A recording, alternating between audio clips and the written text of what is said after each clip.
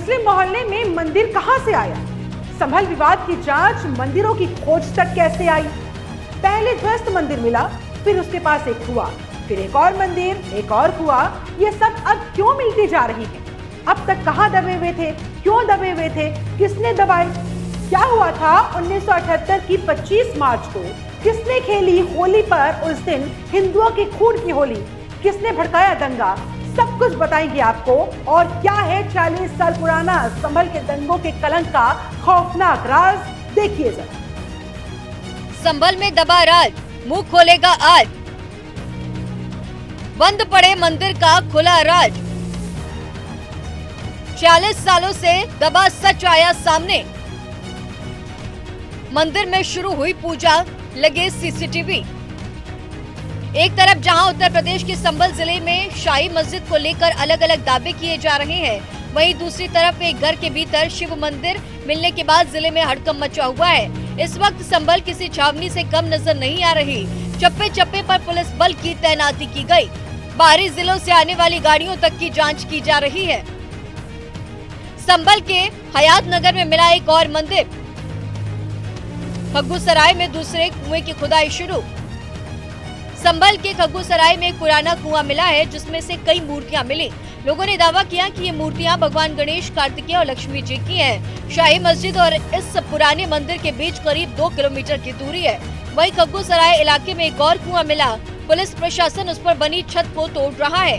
खग्गूसराय में ये दूसरा कुआं होगा और इससे पहले भी एक कुआं मिला था, जिसमें से कई मूर्तियां बरामद हुई हैं। उत्तर प्रदेश के संभल के खग्गूसराय में 46 साल से बंद पड़े कार्तिकेश्वर महादेव मंदिर के खुलने के बाद एक और सालों से बंद पड़ा हिंदू मंदिर मिला है। ये मंदिर हयात नगर थाना क्षेत्र के सराय तरीन इलाके में मिला।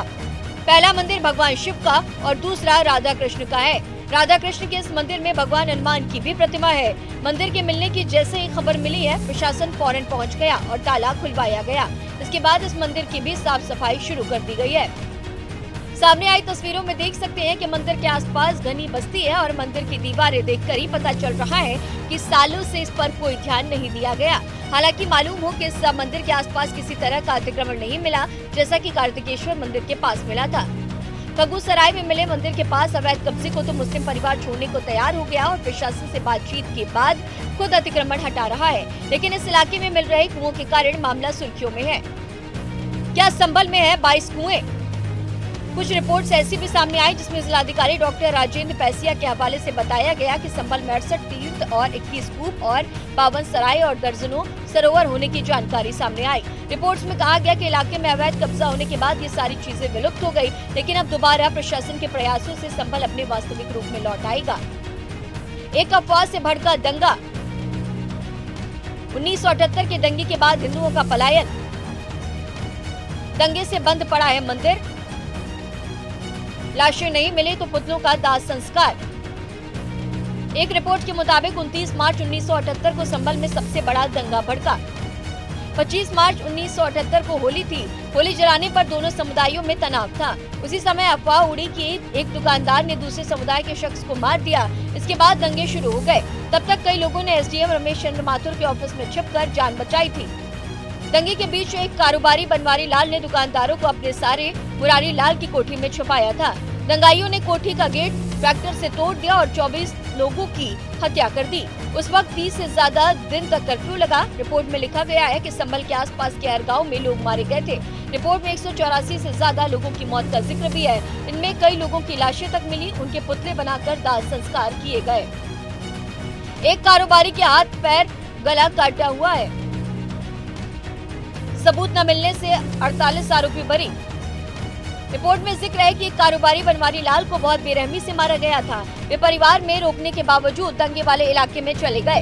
उन्होंने परिवार से कहा कि सभी मेरे भाई और दोस्त हैं। उपद्रवियों ने उन्हें पकड़ लिया और हाथ पैर काट दिए। उनके साथ 24 और लोगों को मारा गया, फिर सभी की लाशें जला दी गई। इस केस में 48 लोगों को आरोपी बनाया गया था। सबूत न मिलने पर 2010 में सभी बरी हो गए। तब जज ने अपने कमेंट में कहा कि मैं सोच भी नहीं सकता कि ऐसे लोगों को फांसी नहीं हो रही है। हालांकि बनवारी लाल के परिवार ने 1995 में ही संभल छोड़ दिया था। संभल हिंसा के बाद बने रिपोर्ट। 88 साल में हुए दंगों का ब्यौरा। संभल में 24 नवंबर को हुई हिंसा के बाद पुलिस प्रशासन ने की इंटरनल रिपोर्ट बनाई। इस रिपोर्ट में आजादी से पहले 1936 से 2019 तक हुए 16 दंगों की डिटेल है। रिपोर्ट में लिखा है कि संभल नगर पालिका एरिया में आजादी के वक्त 55% मुस्लिम और 45% हिंदू रहते थे, लेकिन अब 80 से 85% मुस्लिम और 15 से 20% हिंदू आबादी बची है। संभल में दंगों का 88 साल का इतिहास।